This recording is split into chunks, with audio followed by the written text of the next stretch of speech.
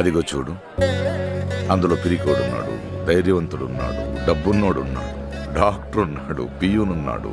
ప్రతి ఓడ దందాపన ఒక్కటే, దేవుడా నేను మంచోడిని నన్ను కాపాడు, దేవుడా నేను మంచోడిని నన్ను కాపాడు. అవన్నీ చూసి నటనలు అనుకుంటానే, అవి నటనలు కాదా.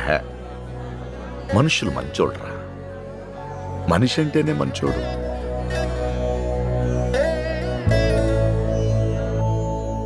ఏమి ఇచ్చానో నేను మీకు?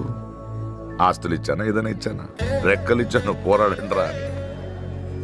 ఒక సామాన్యుడిగా ఏమి ఇవ్వగలంరా మనం ఈ సమాజానికి?